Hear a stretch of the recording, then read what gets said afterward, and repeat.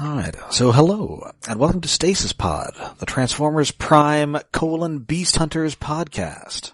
I'm Rob. I'm Jen. And I'm David. And today, we are looking at the second episode of Transformers Prime's third season, Shadooby, Scattered. No. Good try, but no. Listen, look at me. I'm in tatters. Listen, love and hope and sex and dreams are still surviving on the street. All right. Fine. It would be better if you did it in a fake David Warner voice, because there's not nearly enough David Warner voice in this episode. No. You get death charge under heavy sedation. Oh, that's right. He is David Sobolov. That's right. Our bald friend David Sobolov. He's got a very sort of Michael Dorn sort of thing going on here, yes. But yeah, he needs to be more Corey Burton doing a David Warner impression. So yeah, this is Scattered, first aired March 29th, 2013, written by Stephen Melching, who previously wrote a bunch of other Prime episodes, most recently Darkest Hour, the season 2 finale. Ooh. And this is part 2 of a loose 4-parter. And we open where we left off with Megatron Starscream being introduced once more to Shockwave, who they thought long dead after the events of the flashback episode Out of the Past, in which he was seemingly destroyed when his lab blew up, courtesy of RC and Cliffjumper, played by Not the Rock. Yes. Or in the case here, I guess it's probably just clips they use. Yes. For that part where they explain it, but it's not clips where Cliffjumper has any dialogue. Nope. Starscream is still so scared of him. Yeah, well, they were not exactly getting along in that flashback episode, and Starscream was kind of glad that he blew up. Yeah, I do like the resolution of that particular little conflict here, which we will get to. Mm-hmm.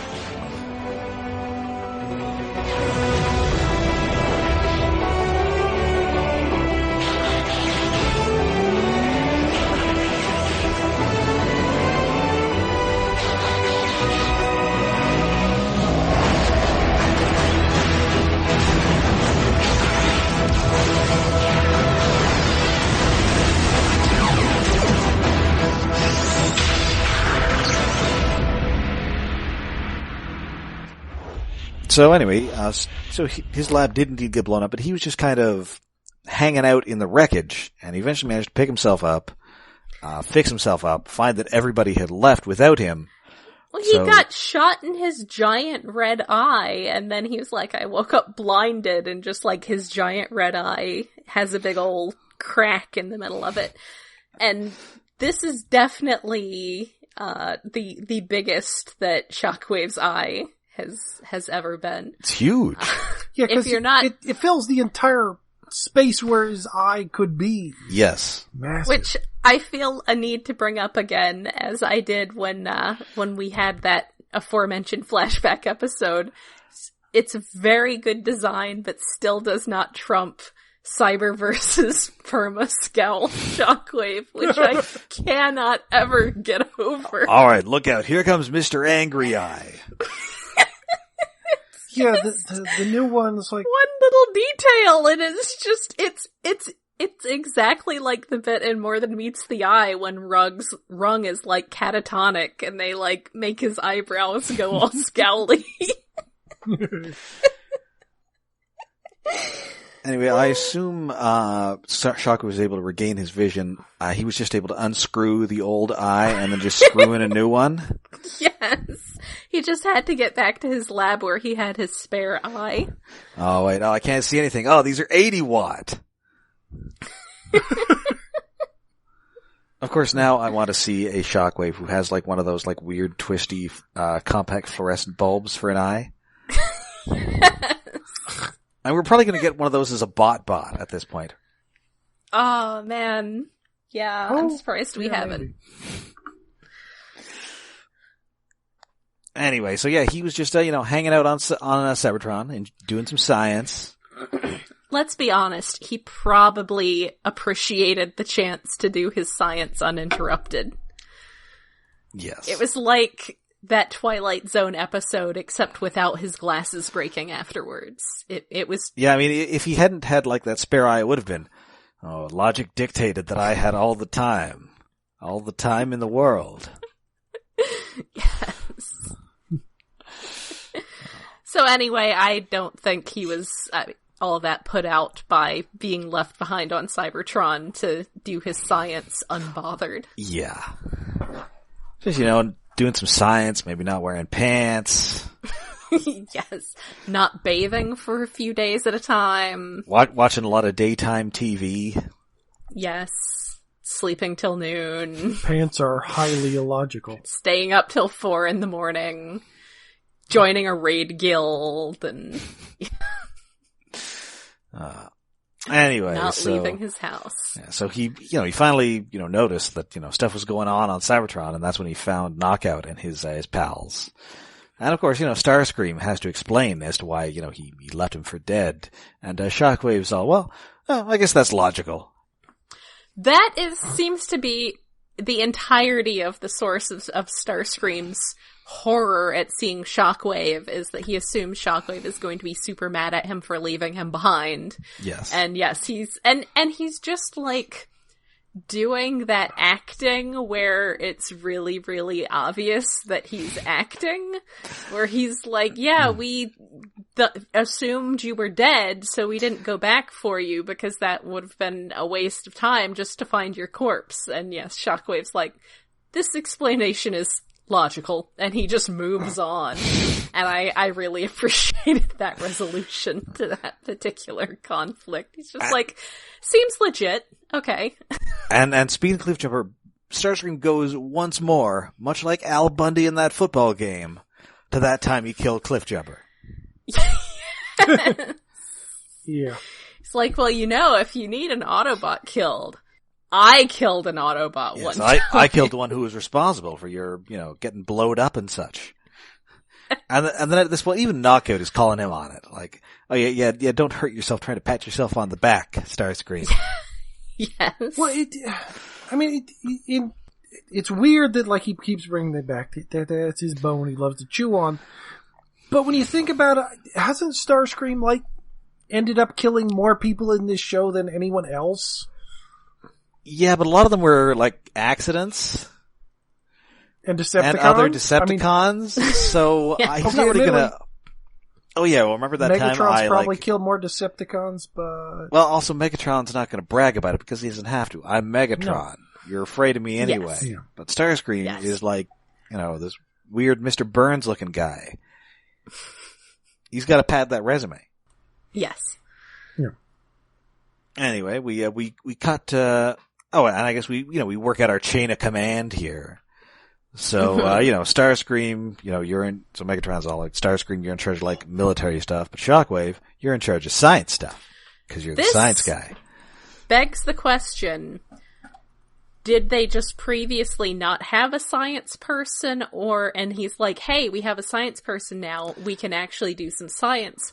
Or was, like, Starscream or Knockout in charge of the science? Well, I guess you shove everything off on Soundwave because he can do it. Yeah. Mm-hmm. I guess. And Knockout, it's like if it's anything medical, it falls down to him. Mm-hmm. Mm-hmm. But there's no designated science officer. It's just, Soundwave, do you have any spare time to fix this? Yeah, I'm going to choose to believe that Megatron is like, oh boy, now we can do some science. Yeah. Shockwave, you are in charge of the new science that we are going to be doing. And he's like, this is logical. Oh man, I've had all these like beakers and Bunsen burners, and they've just been sitting in this closet. Yeah. Gonna make one of those paper mache volcanoes. Yes. Anyway, so we cut now to our various Autobots and humans who are as the title implied, scattered. Aha, so that's what that refers to. Uh-huh. Yeah, now it's time for RC and Jack to have some exposition dialogue. Yeah, so they just stop like out in like Iowa or something to just chill out. Jack's worried, we're like the last ones alive, and does that mean we have to repopulate the species or something? I don't know how that works. No. But yeah, he basically fills you, the viewer, in on why they're all separated, and now you know. Mm-hmm.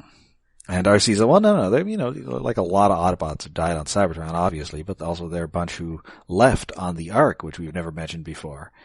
And they're also somewhere waves hands. Somewhere out there, that's something. I haven't seen that movie in a long time. I mean, yeah, RC mentions that they're all scattered, which is like, so did they just like all bail out of the Ark? Like, yeah. Like it made a bunch of stops. It's like a bus. I guess, and just let a bunch of people off. Well, it is the right color. Oh. Yeah. It's bus colored also. It can turn into Optimus Prime's armor.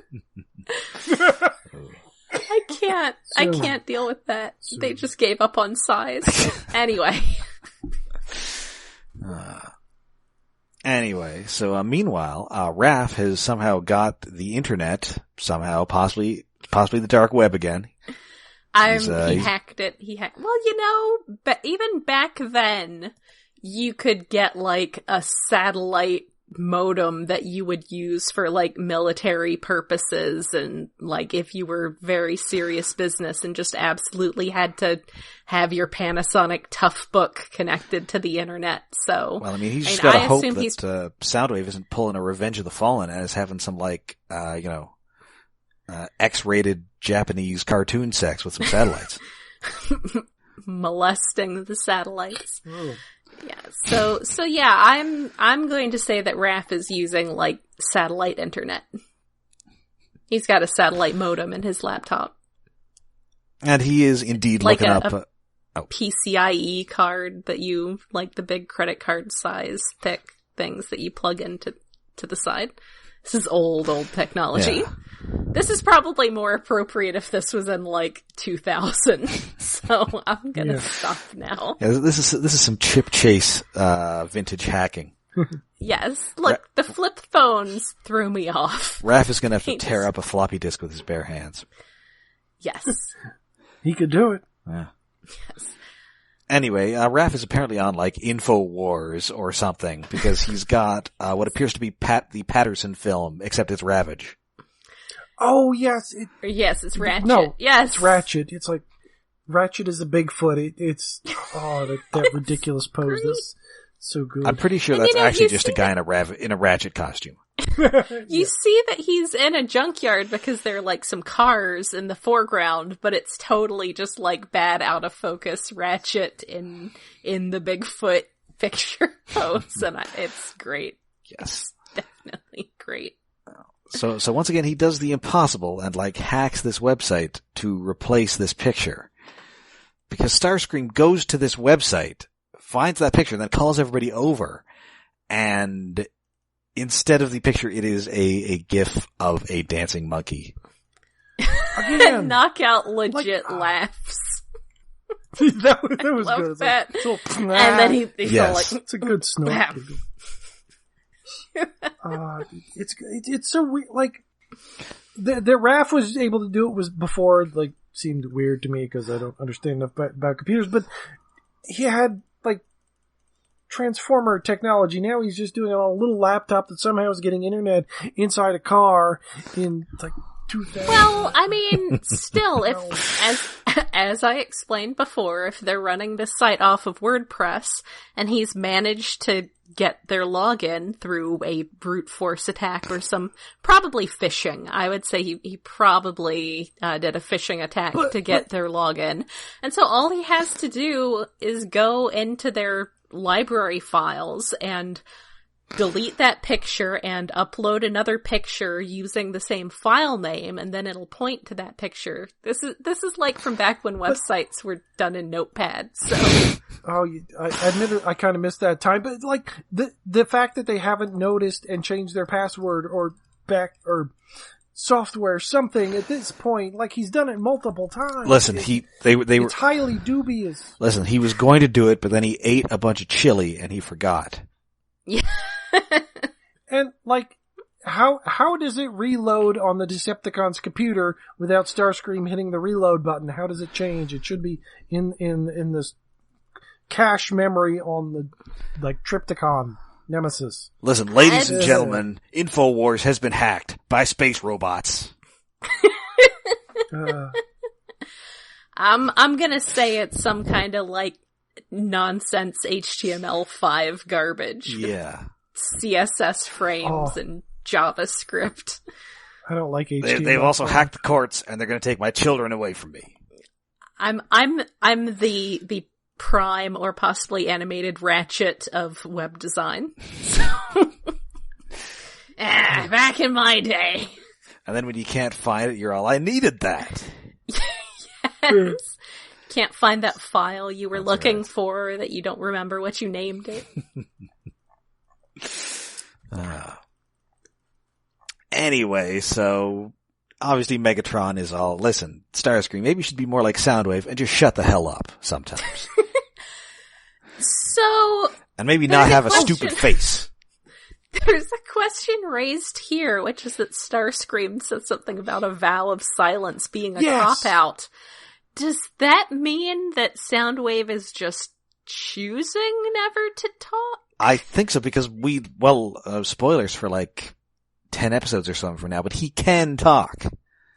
Okay. Because I figured it was one of those things, like how the thing from whatever ephemera about animated Perceptor deleting his personality programming to make more room for science.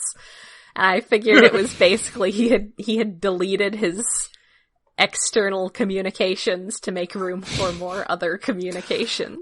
And also in Robots in Disguise, he's a veritable chatterbox. So I haven't gotten to that. That's after an upgrade. Yes. That's true, but I do think it is just like a vow of silence, and I like the idea of that more than him like not being able to talk. Yeah. I mean, but it just raises more questions. Like, there should have been points in the series, like, where he would have had reason to, like, talk. Like, why vow of silence? It doesn't make sense for murder robots. I mean, he's like a Decepticon monk or something. Yeah, I mean, maybe there's, like, some super complicated, in-depth cultural thing that this is all we'll ever get to see of. Yeah, I mean, I did think that occasionally, the IDW comics did sort of disappear up their own butt with the lore, but I would have appreciated some exploration of this. Yeah. Like, maybe he's from, like, some order of monks who've, like, taken off their own faces and taken a vow of silence to wholly devote themselves to the Decepticon cause, which is also why his face is shaped like a Decepticon symbol.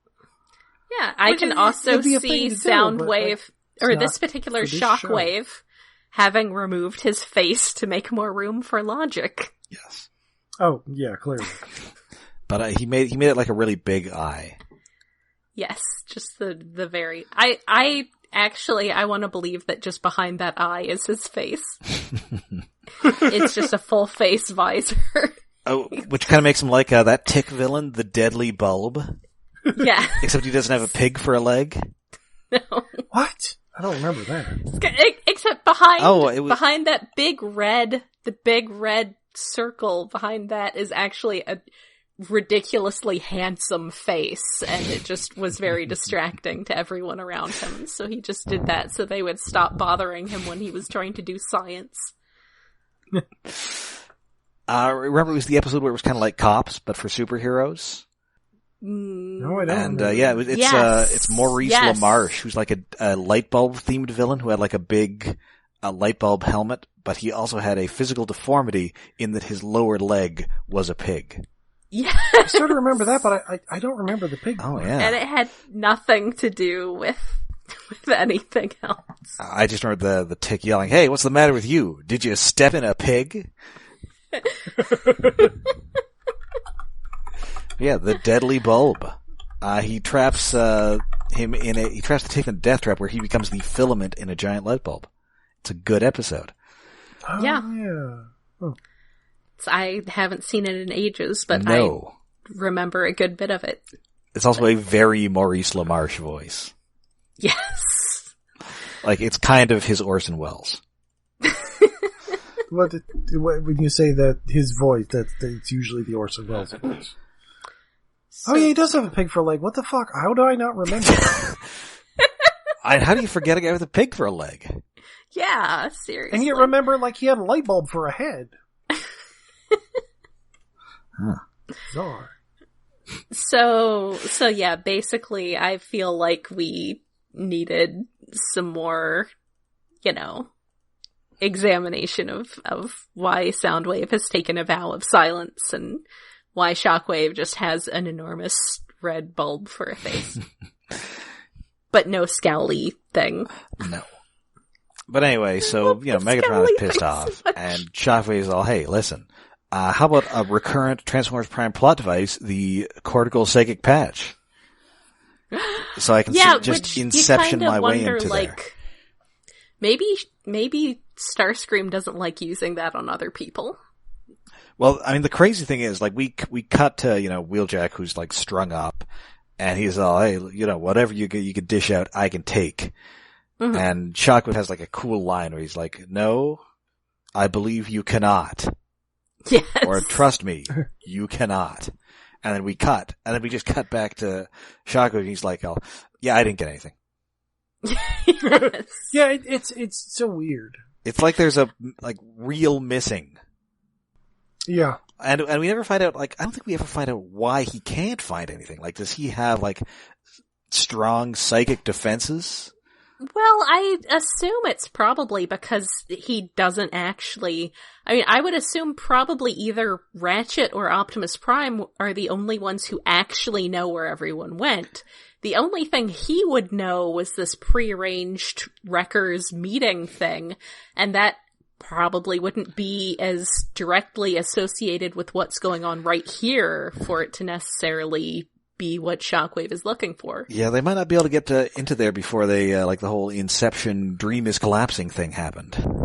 Yeah, so I think basically it's just that Wheeljack does not have the information that they're looking for, and the information that he does have is not something that they would think to look for. Or it's possible that Wheeljack is just a total ignoramus, and all they found in there were, drunken hijinks and, strip clubs he's been to.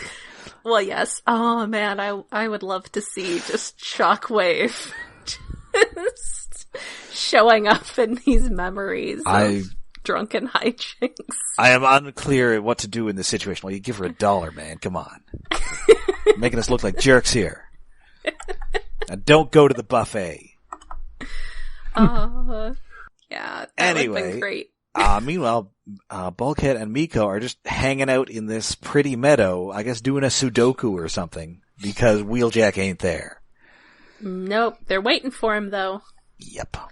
So... Which is kind of out in the open, considering the Viacons are just driving around. I guess, though, if they're scanning literally every vehicle, how long is it taking them? Yeah, and they appear to be, in the middle of nowhere, so presumably they're, around more like civilization. Yeah. So, yeah, they don't get anything from Wheeljack, so Starscream's all, well, I guess I'll just execute him, because I'm the guy who kills Autobots. That's me. Check me out. Autobot killing guy. That's this guy right here. Yep. And, of course, he doesn't actually do it himself. He just has a couple of Viacons chuck him into a smelting pool, which is another reference to the seminal Transformers 17. Yay! Very good story. Yes. I say because horrible things happen in it, and I love stories where horrible things happen. Alas, poor Scrouge. Where everyone's unhappy and horrible things happen. At least he got his toy 30 years later. Yes. Finally got a toy. Yeah. So and anyway. An expensive gift set. Yeah. Speaking of things on my wish list for things to buy once I'm at a real job again next month. So many toy reviews, guys. So many toy reviews. Yeah, so the Viacons are, they're going to push him in, but Wheeljack asks one of them, "Hey, you're one of the ones who can fly, right?" And he just chucks him in, then goes in after him, waits for him to transform, and thankfully does not make the same mistake that Megatron did. Because otherwise he'd just be like riding a car into this molten metal. He does ask him if he's a flyer, but he doesn't really get an answer. But he just has the wings poking out of him, so I guess that means he's better at identifying Viacons than Megatron is. Yes. Yeah. Well, he's probably like, Megatron was very, like, just reacting to the moment, whereas Wheeljack's actually planning things out. So, yes, Megatron just grabbed the first Viacon he saw, whereas Wheeljack's, like, actually taking a moment. Yes. So he rides this thing like a mechanical bull, and Yes. has like a daring escape where he destroys most of these Viacons. Finally crashes the one he's riding. I think he destroys all. He destroys all, well, except for the one he's riding, and then finally crashes him into the ground and kills him too. Crashes blood. So this ends up being a plan, in quotes, that cost them 4 Viacons. Admittedly, Viacons die all the time. Yeah, those it's a bit much. Those guys come cheap. They've got a terrible union. Yes. Well, now that Breakdown's gone, he was their union rep. Yes. So anyway, Starscream's all like, well, it was all according to my plan, because I actually shoved a tracking device up his butt. All according to Keikaku. Yes. Because... I mean, that's not a bad plan, to let the guy go and then see where he goes, except make the guy think he escaped on his own. Yes, because as we know, you can pretty much just cram anything into a Transformer and they won't notice it. Yeah, I guess they have literally no internal senses. Like, they have no equivalent of nerves inside them, because I think you would notice. Yeah. I would notice. I mean, this thing is at least a little smaller than the cactus that Smokescreen ends up pulling out of himself. Yes. Yeah. So anyway, we cut back to Raph and B. They have found the junkyard that the Ratchet is hanging out in, and he's not so happy to see them because he's just come here to die. Yeah, speaking of, I mentioned last episode, Optimus being, like, super depressed and just done, like, just given up on everything. Maybe it's just, like, the old guys who have seen a lot at this point are just like, yeah, this is it. That's it. It's over. We're going home. Yeah, he's like, leave me here to rust in peace. He's so melodramatic. Yep. Like, nope, I'm just gonna die here, guys. You have fun. I like how Ratchet seems like the grumpy but fairly, like, stoic guy, but actually he's just super melodramatic if given the tiniest opening. Because, man, he is being super melodramatic here. So eventually they do indeed just, like, leave him there to die, but they decide to head out to the Harbinger, which is where Starscream used to hang out back when he was a Renegade last season. And I guess Starscream just stopped going there because he's got a better place now. Yeah, he doesn't want to go back there. It's a reminder of when he was sad and alone and just sitting around watching funny things on the internet. Oh, probably left a bunch of my dead clones there. It's still creepy. Yeah. It's like it's like an old house with a bunch of, like, abandoned dolls in it. Yes. It's definitely a creepy dollhouse. Yeah. So we cut back to Smokescreen and Optimus Prime, the latter of whom is still Ratso-Rizzoing in this cave. Yes. Making sleepy noises. Yeah, like, oh no, Shh, quiet. Cullen needs his nap. Everybody be quiet. Oh. Oh god, I shouldn't have gone out with Welker last night. Now I'm just thinking about the stories of going and getting Chris Latta out of lockup to record, and now I'm sad. Well, remember, he was only in there for jaywalking. Sure he was. Man, I bet you go with Frank Welker. He just like imitates your voice to the bartender, so you keep ordering drinks that you don't want.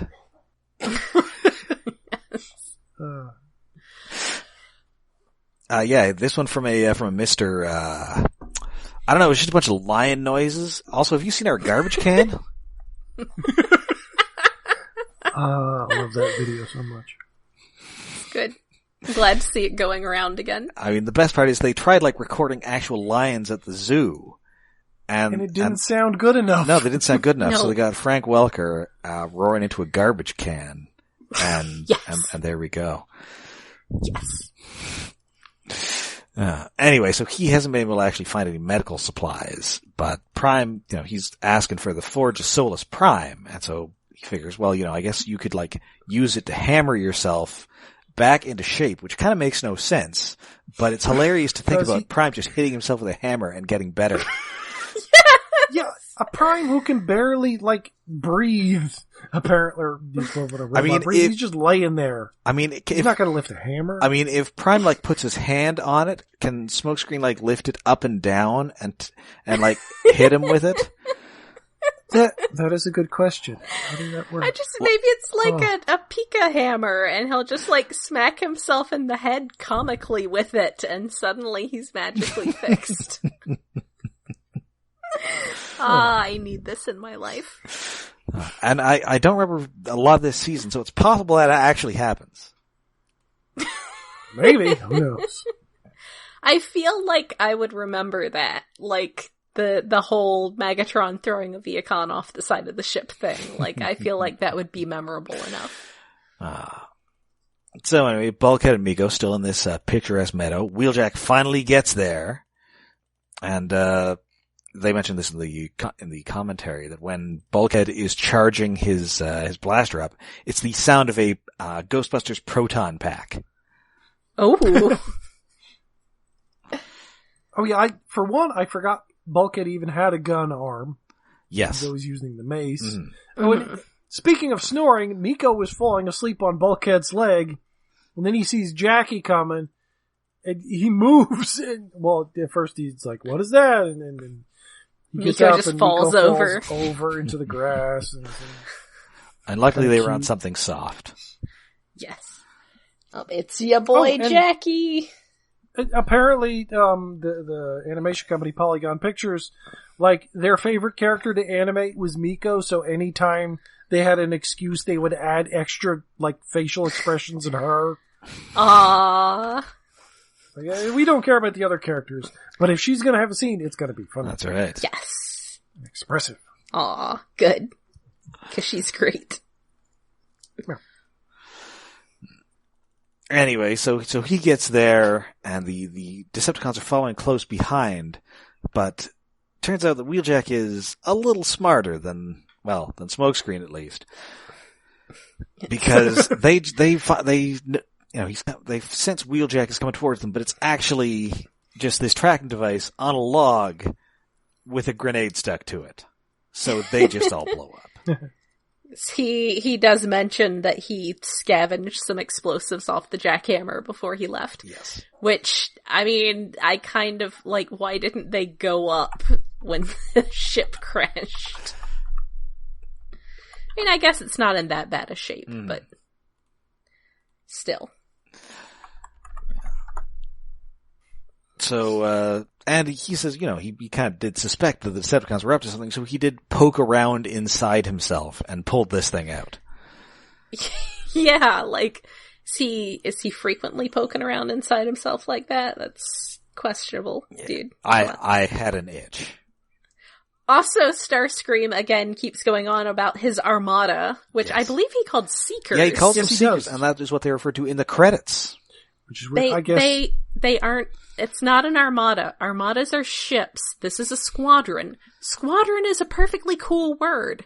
Call them a Yeah. squadron. Listen. They're not an armada. Listen, Armada's a reference, and Seeker's a reference, and it's a double reference. It's weird. I mean, as seen in Transformers the movie, an armada is literally one guy. Yeah. At least that one guy was a spaceship. I suppose that's true. Yeah. I mean, he was kind of a plane because he only had the one passenger, but... Yes. And usually I mean, just did not have a passenger. I think it's only in Transformers the movie that he actually has Galvatron riding around inside of him. Yes, Shaking because his then fist. Galvatron Yeah, just makes that one scene. just fist shaking. And I mean, also, that's some very questionable scale. Yeah, Yeah. but it does give us at least a sense that he is more of an aircraft than a spaceship, so he's not an armada either. An armada is ships. They can be ocean ships or they can be spaceships, but they can't just be jet planes. That's a squadron. Words have meaning. I can't deal with this constant abuse Anyway, of the word armada. These Cylon-looking Seekers get blown up by a log. Yes. It's big, it's heavy, it's wood, it's filled with TNT. Yeah. Well, I guess Wheeljack said, "Oh, you know, my log has a message for you." They have red Decepticon symbols. Yes. The owls are not what they seem. What, you mean like Prowl, the Transmetal 2 guy? Oh wait, maybe Icebird isn't what he seems because he's actually like a bear as well as being an owl. Yes. Yes. Da da da da da. Da. Oh, that gum you like is going to come back in style again. But his log has a message for you, and that message is death. Yes. So we cut back to Raph and Bumblebee. They're on the Harbinger. They can't actually get anything to work because they don't really know anything about fixing spaceships or anything. But good news, Ratchet has decided that, I guess I wasn't just gonna die like the cars in the junkyard at the end of Brave Little Toaster. Oh. I didn't really have a good verse to end that song, so I just came back here. Yes. That movie is weird and depressing. Oh, it's my favorite thing. It's my favorite way for things to Movie be. about a sentient I've never toaster. actually watched it. Oh, I Really? watched that a ton as a kid. It is Like, weird, when yeah. it came out, I was a little too old. I mean, I was maybe a little too young, because that movie is twisted. And it I was wasn't probably like, too old, but it wasn't like genre enough for me to watch it, despite not being in the target age group like Titan AE. But, yeah, it was just Maybe one of I'll- those. Hey, this is on and it's animated. I'll watch it. Thing. Yeah, I'll send you a link to some of the weirder musical numbers. Oh, I forgot it was. It was a musical. like when, Wow. when I was a kid, one of my favorite movies was Time Bandits. So, My admission here is that I've never actually seen Time Bandits. What? the a good one. ending is definitely not very kid friendly. I will tell you that. Well, most of the movie isn't kid friendly. Like, they end up falling into like people fucking or something a couple times, which ends up being Michael Palin and somebody. Yeah, They I ruin definitely, his lineage a couple times. I definitely recall my father stating that is not a kid's movie, but I think there was like a copy of it in the break room at my mom's work where I would hang out a lot. So it's like that and a VHS tape with like the Get Along Gang and some other cartoons on it. So anyway, Ratchet has decided not to die and is going to help him out. And we also cut to Jack and RC, who indeed a starship lands right in front of them. It's not named on the show, but the guidebook identifies it as the Iron Will. Oh, well. It's a cop! Run! I mean, I guess that would be Prowl would be a cop. I mean, it but kind of I is a tend to- cop. He may be Yeah, the I tend to think of Yeah. Magnus being fairly coppy, I mean, which, and I was sort of reminded of this because I guess I had forgotten just, that Ultra Magnus does have like a very solid history based in the records, even though he's not the personality type one tends to associate with them. And that's really, especially the IDW stuff where it's so memorable, he's extremely not like that, even though, I mean, I guess even there, because it's written by British people, and that's where his original association with the Wreckers came from, because that's where the Wreckers came from. Yes. But basically, yeah, he seems like a really... but I mean, even in the UK G1 comics, he wasn't that much of a cop. He really just gets to be more of a cop with each successive iteration of his character. Yes. It's like that, those qualities are just drawn out of him more and more until that's just all there is to him. Anyway. Well, the fiction kind of needs a by-the-book Joe Friday guy. Yes. And Prowl is busy being evil. And the show actually will address how he is both associated with the Wreckers, but also very Ultra Magnus. Yes. So it does make sense here. But Prowl is busy being the, like, picture that goes under lawful evil on the grid. Whereas I guess, I don't know, is Magnus lawful good? I would say he's lawful neutral. Lawful neutral. He's absolutely... IDW Magnus is absolutely like the definition of lawful neutral, but in general, yes, I would say that Magnus tends to be lawful neutral. But, so Ultra Magnus steps out, he looks pretty cool, and he also does not get a line. So I will not discuss his voice actor in this episode. Is he just a modified Optimus Prime model? Or I think was his toy a modified Optimus Prime or something? Because I never got it. I think he was. Let me see here.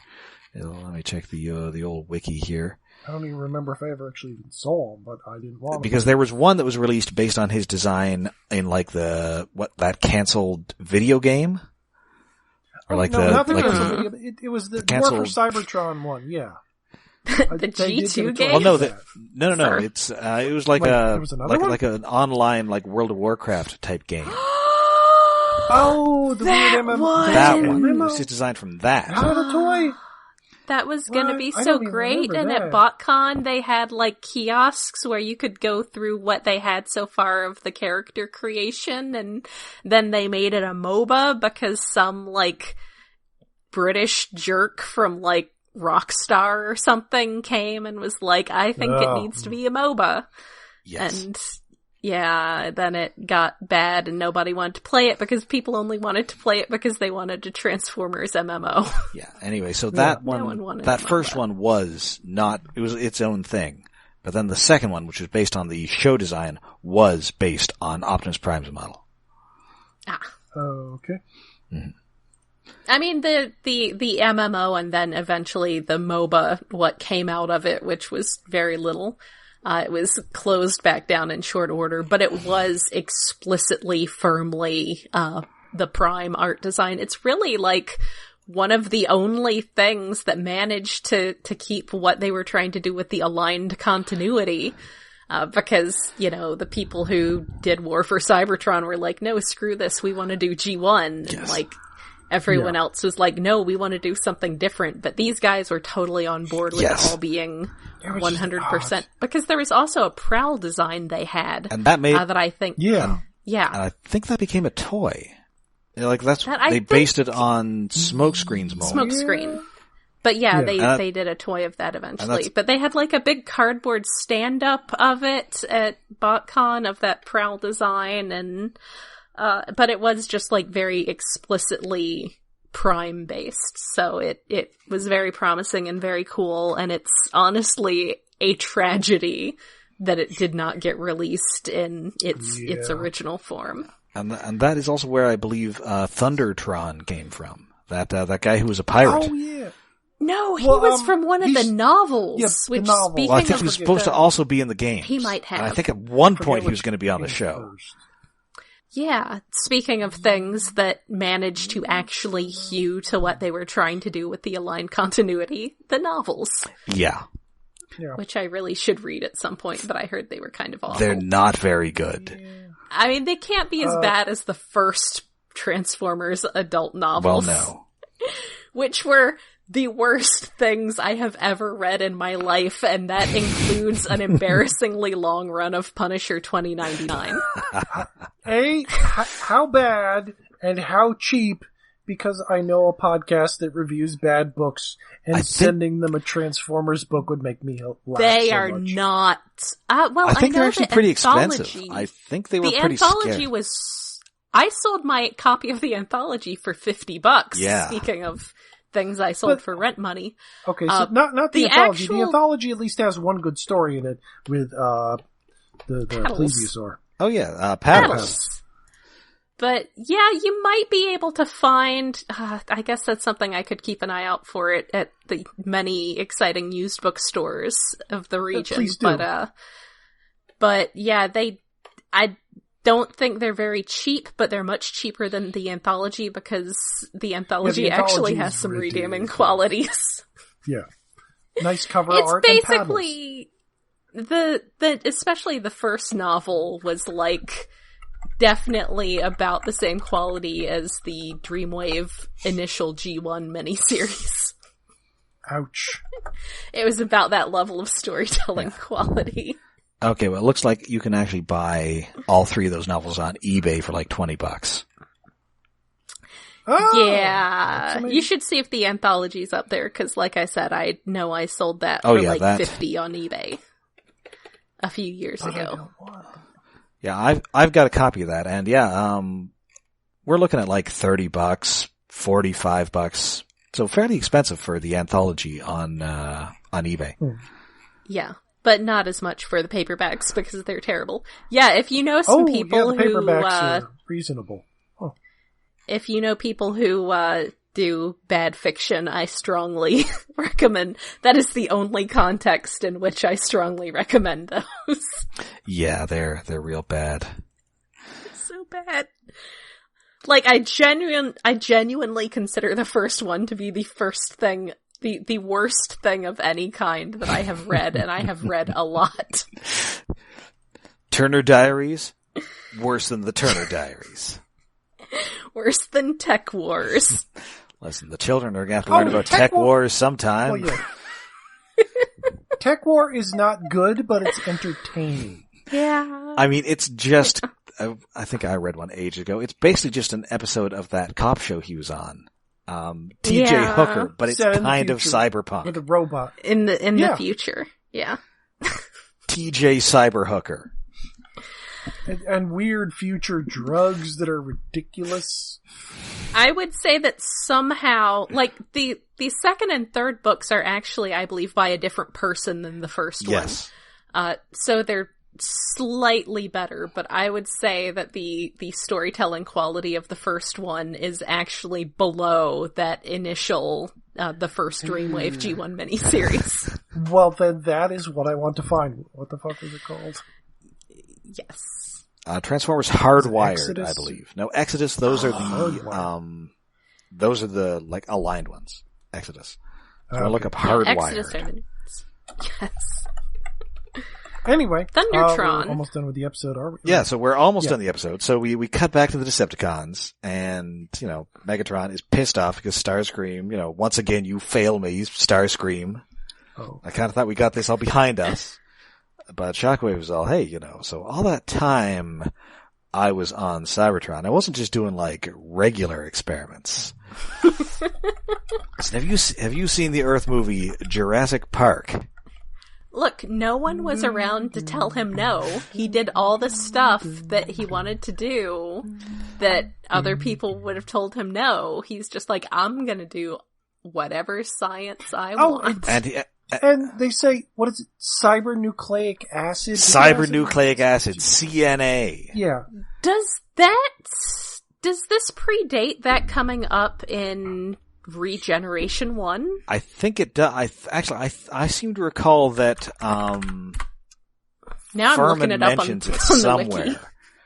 wiki. In fact, I think he mentioned it in the IDW comics. Prior to, apparently it's in Spotlight RC.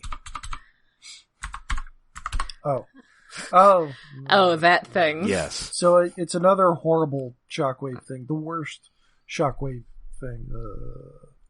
Or no, that was That was G-Axis. Yeah, like even Shockwave was all, hey, don't pin this one on me. Yes.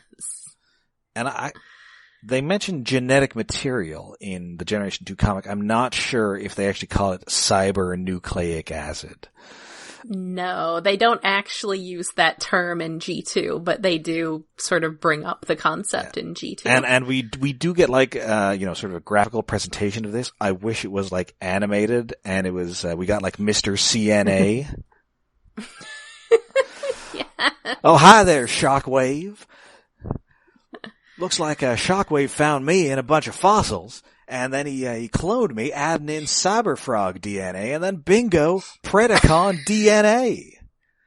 Bunch of goofy music's playing underneath it. Bum, bum, bum, bum. You got Shockwave with like another Shockwave on the screen. Oh, hello, Shockwave. Oh, hello, Shockwave. Hello, Shockwave. You know what? Let me check some more dating here. Oh, it does...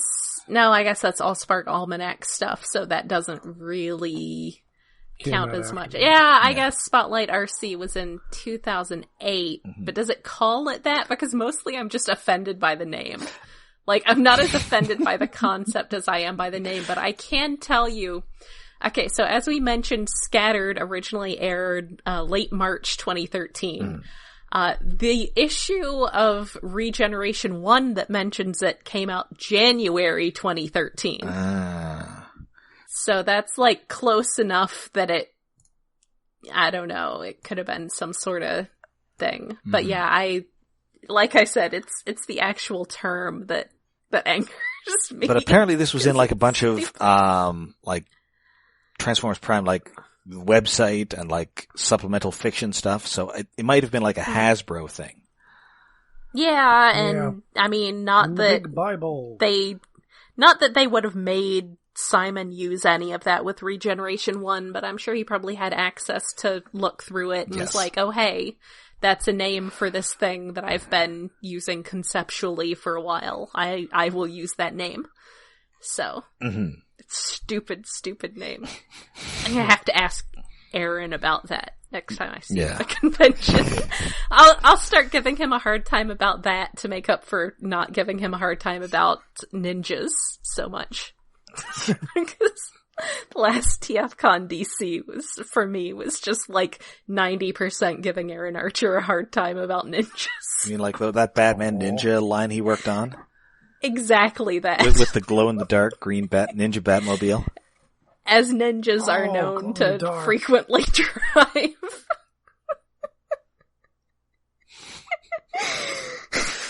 It's not ninjas. It's not what ninjas do.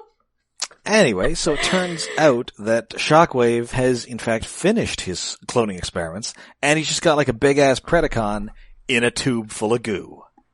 So there's this big old thing of this dragon coming through the space bridge and all these great like shadow shots. It's definitely they milk this. Oh yeah.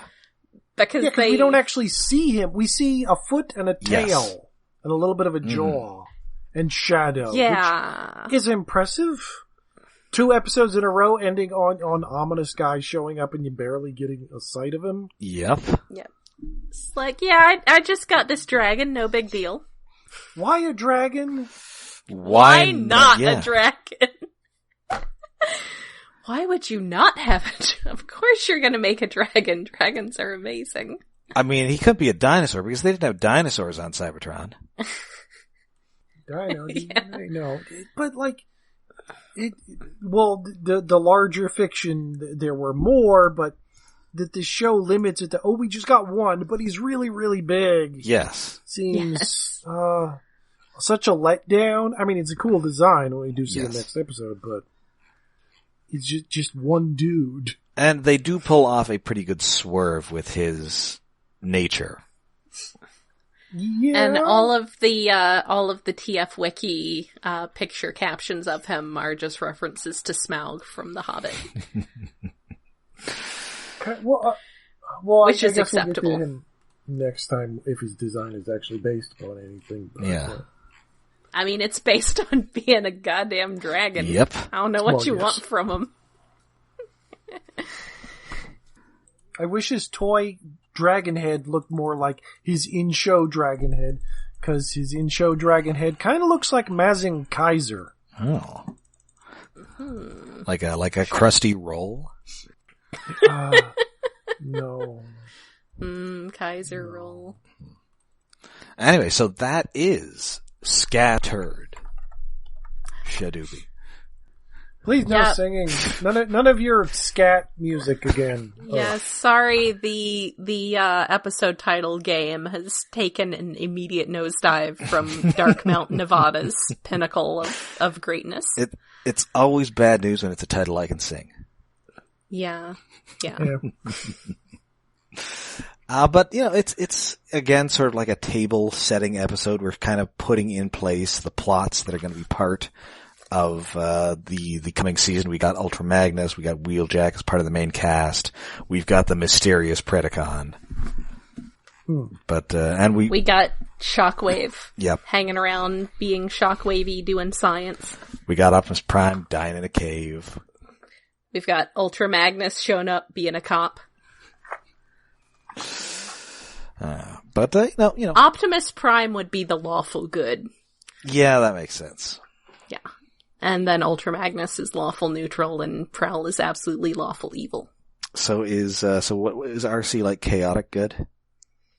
Yeah. I'm just gonna straight up just say, yeah. Yeah, no, that works. Yeah. And then, I don't know, is there really is Shockwave lawful evil on this? I'm not sure. I feel like he is... Or maybe neutral evil. I was gonna say either... He's kind of chaotic evil, because he's trying to be, he couches it all in logic, but basically he just wants to do a bunch of crazy shit for, maybe like chaotic neutral. Yeah, listen, you just don't understand his backstory where he was running this flea circus on Cybertron. Yes. So yeah, he's just doing crazy stuff because he feels like it. Even though he's pretending it's all very logical, it's still crazy stuff. As logic dictated, I found these old bones, and I decided to clone like a dragon. Because that was the logical thing to do.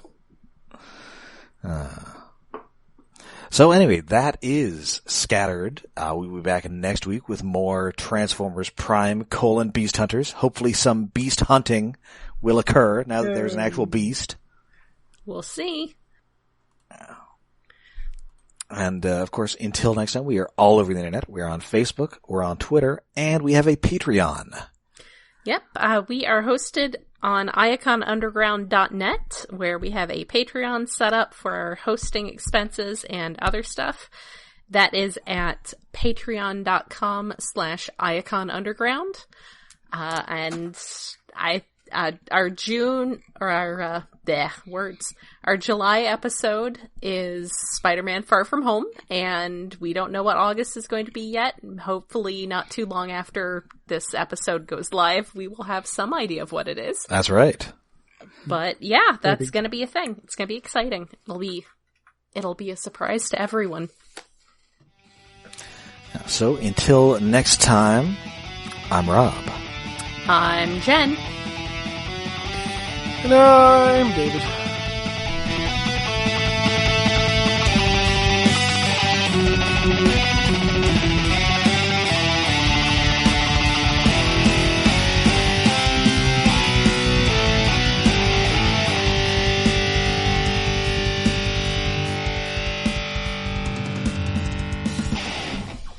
I need to work on a David Warner impression. Shadooby. I have no idea what song that is. Right. It's the Stones. It's classic. Oh, I fucking hate Rolling Stones. That's why. What? Come on, you can't hate all of the Rolling Stones. There are probably some songs that are okay, but I hate the Stones as a whole. Paint It Black, Ruby Tuesday, She's a Rainbow, Sympathy for the Devil. He's gonna try to hate all the Rolling Stones. Devil, I guess. I hate the Rolling Stones. so much, and I kind of hate their music that I don't know the names of. Okay. Because I'm bad at band names and things. You love Unholy Eldritch Abominations. Oh yeah, there you go. Gimme Shelter. Can't You Hear Me Knocking? That song from that movie about the asteroid. That's Aerosmith. Wait, what? Wait. They're two. The movie about the guy trying to bang the singer's daughter? Yeah, that's Aerosmith, because the daughter of the guy from Aerosmith is in Armageddon. Wait, well then who the fuck are the Rolling Stones? Oh my god. They're British. I thought wait. Isn't Aerosmith British? Aerosmith is they're from Philadelphia. I don't know. I love Led Zeppelin. You want to know the honest truth? I didn't know that was fucking wrong.